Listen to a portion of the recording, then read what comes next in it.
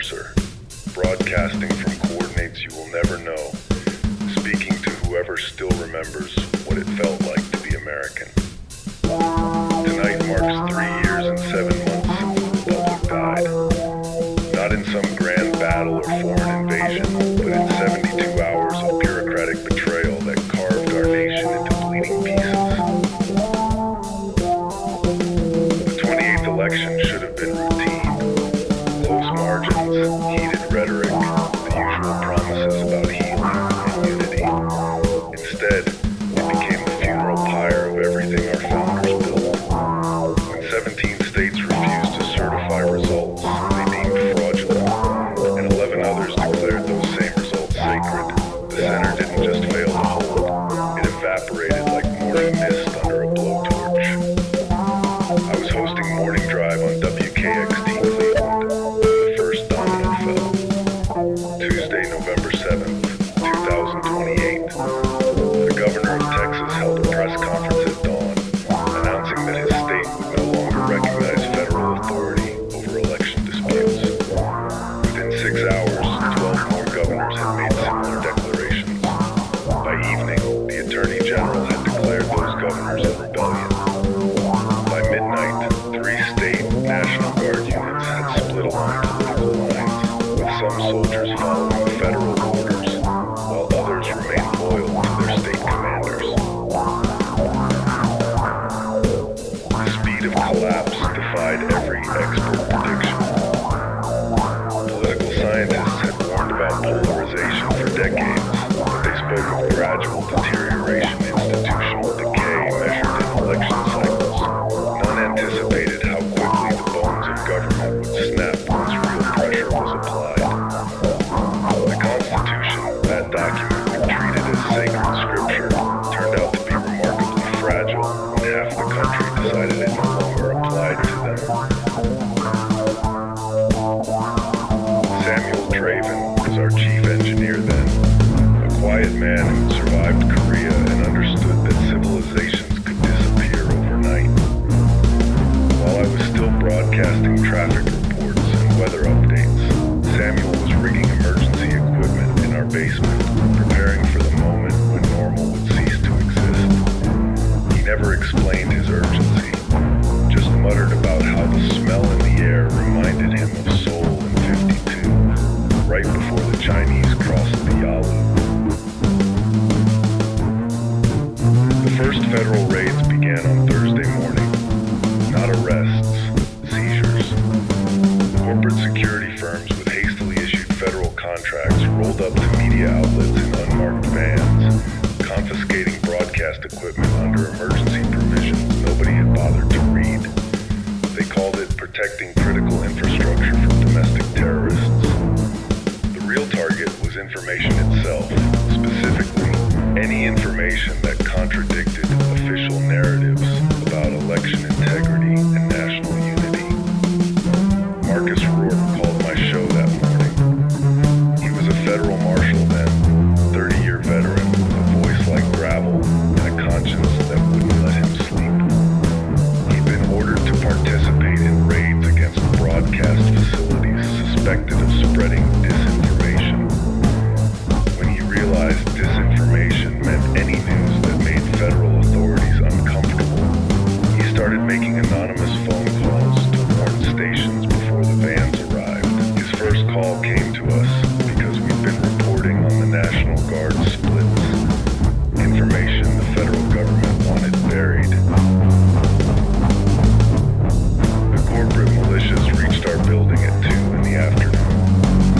Samuel and I were broadcasting from the 14th floor when we heard boots on the stairwell, systematic and inevitable as cancer. Samuel grabbed the emergency kit he'd prepared, portable radio gear, batteries, enough supplies for a week in hell.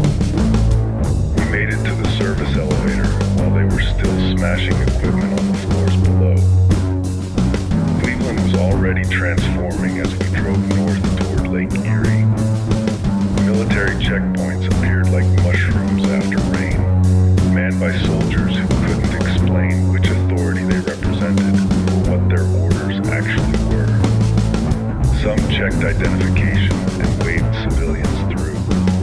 Others detained anyone whose paperwork showed residence in the wrong zip codes. The randomness was perhaps the most terrifying aspect. In the space of 3 days, basic civil rights had become a lottery based on which soldier you encountered and what mood he was in. Samuel's destination lay hidden in the forests east of the city, an abandoned Cold War communications bunker that the government had forgotten when the Soviet Union collapsed.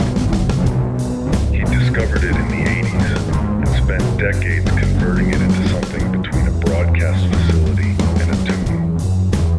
3 levels underground, powered by solar arrays and diesel generators, equipped with transmitters that could reach across the continent if atmospheric conditions cooperated. Samuel had been preparing for the end of the world since before I was born, and his paranoia had finally been vindicated. The bunker became our refuge and our prison. Above ground, America was dismantling itself with surgical precision. Federal forces controlled major cities and interstate highways. State militias held rural counties and smaller towns.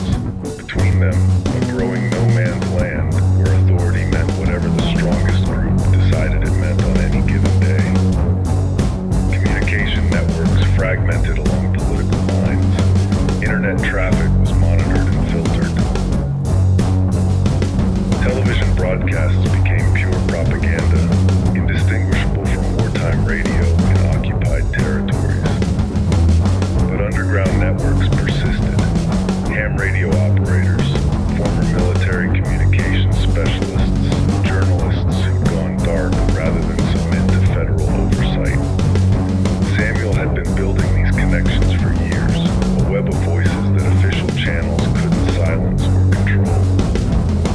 Through this network, we began receiving reports that painted a picture of systematic national suicide. Marcus Rourke's voice reached us through encrypted channels, describing the first armed confrontation between federal forces and state militias in Virginia. 2 units that had served together in Afghanistan found themselves aiming weapons at former brothers in arms over a courthouse that neither side really wanted to control. The shooting lasted 17 minutes. When it ended, 11 Americans were dead, and the concept of United States military unity had died with them. Psychological warfare began immediately.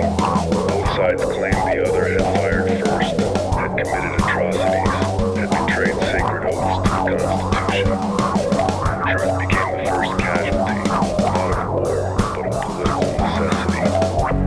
Every incident was filtered through competing narratives until facts became meaningless, and reality was whatever version served your faction's interests. My sister Rachel lived in Detroit with her husband and twin daughters. I lost contact with them during the 3rd week when Michigan's governor declared a state of emergency and began restricting movement between counties. My last conversation with Rachel was brief and terrifying. She described National Guard units patrolling their neighborhood, conducting house-to-house searches for weapons and subversive materials.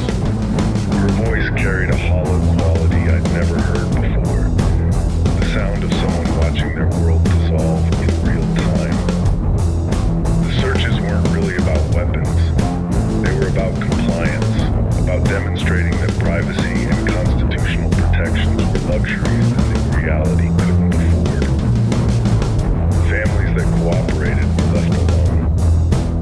Those who questioned the authority or legality of the searches found themselves on lists that determined everything from employment opportunities to access to medical care.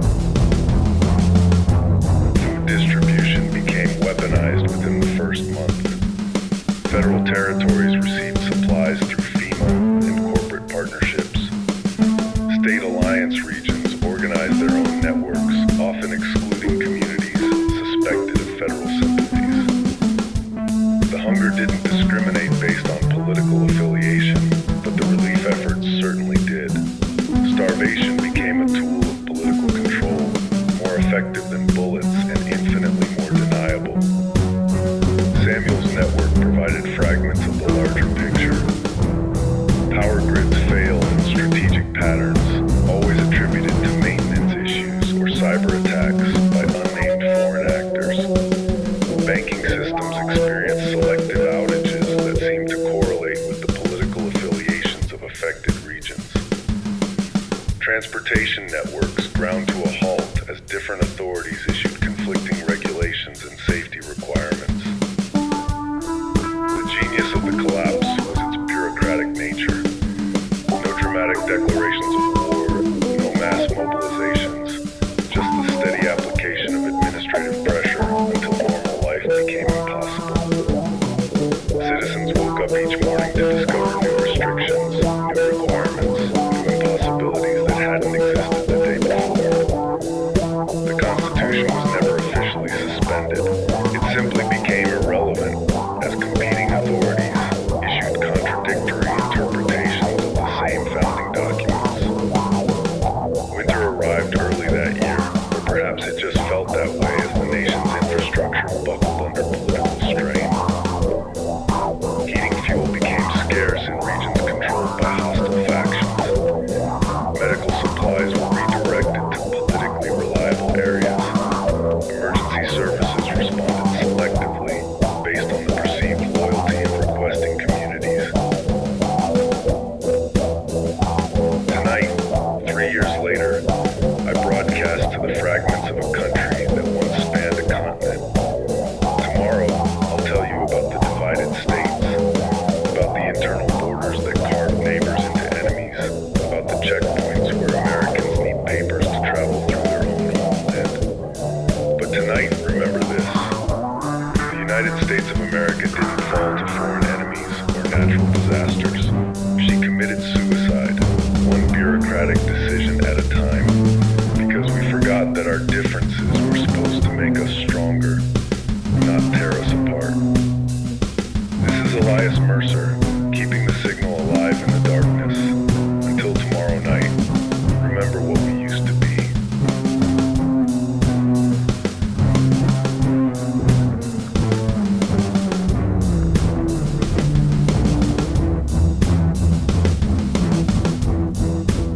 This is Elias Mercer, transmitting from the underground to those still listening in what we once called the United States.